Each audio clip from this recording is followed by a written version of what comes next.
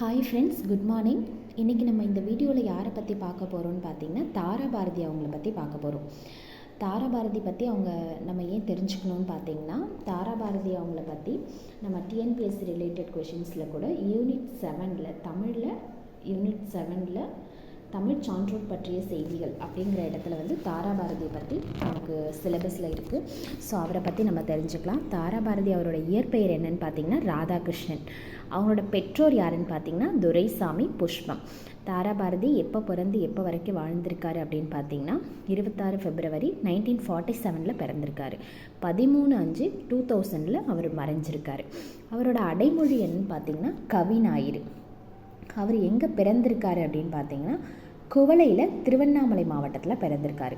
அவர் எந்த மாதிரி பணி செஞ்சுருக்காரு, அவருக்கு என்ன விருது கிடச்சிருக்குன்னு பார்த்தீங்கன்னா 34 ஆண்டுகள் ஆசிரியராக பணியாற்றியிருக்காரு. தமிழக அரசின் நல்லாசிரியருக்கான டாக்டர் ராதாகிருஷ்ணன் விருதுமே அவர் பெற்றிருக்காரு. அவரோட சிறப்பு என்னன்னு பார்த்தீங்கன்னா, கவிஞர் தாரா பாரதி எழுச்சிமிக்க கவிதைகள் எழுதுறதுல வல்லவராக இருந்திருக்காரு.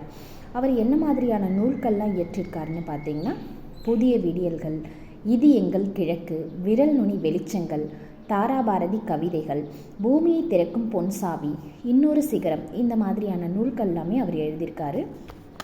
அவரோட நூல்களில் நமக்கு என்ன ஸ்பெஷல்னு பார்த்திங்கன்னா, நார்மலாக ஒரு 6th standard படிக்கிற பையன் அவரோட நூலை படித்தா கூட, அவருக்கு அந்த கவிதையை படித்தா கூட அவனுக்கே அந்த கவிதை புரிகிற மாதிரி தான் இருக்கும். ரொம்ப சாதாரணமான வார்த்தைகளில் தான் அவரோட கவிதைகள் எல்லாமே இருக்கும்.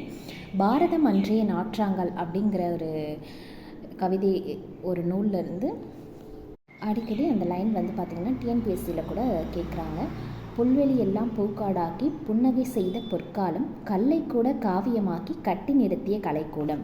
இந்த லைன் ரொம்ப இம்பார்ட்டன்ட். இது தாரா பாரதி அவங்களோட லைன்.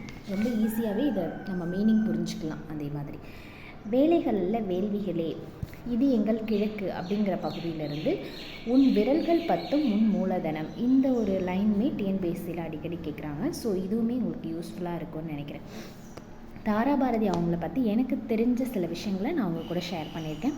உங்களுக்கு தெரியும் அப்படின்னாலும் நீங்கள் எனக்கு கமெண்ட்டில் பண்ணுங்கள், நானுமே தெரிஞ்சுக்கிறேன். Thank you friends. நம்ம யுகா நாலேஜ் ட்ரான்ஸ்ஃபர் அப்படிங்கிற சேனலை லைக் பண்ணுங்கள், தென் சப்ஸ்கிரைப் பண்ணிக்கோங்க. தென் நம்ம சேனலில் பார்த்திங்கன்னா டே டு டே என்ன ஆக்டிவிட்டி, என்ன மாதிரி ஸ்பெஷல் டே, இம்பார்ட்டன்ட் தினங்கள், இது எல்லாமே நம்ம பார்த்துட்ருந்தோம். இது மட்டும் இல்லாமல் இனிமேல் டிஎன்பிஎஸ்சி ரிலேட்டடாக சம் கண்டென்ட்டுக்குமே எனக்கு தெரிஞ்ச விஷயங்களை நான் உங்கள் கூட ஷேர் பண்ணுறேன் ஃப்ரெண்ட்ஸ். ஸோ இதுக்கு நம்ம சேனல் யூஸ்ஃபுல்லாக இருக்கும். ஸோ நீங்கள் எல்லாருமே சப்ஸ்கிரைப் பண்ணுங்கள், லைக் பண்ணுங்கள். Thank you friends.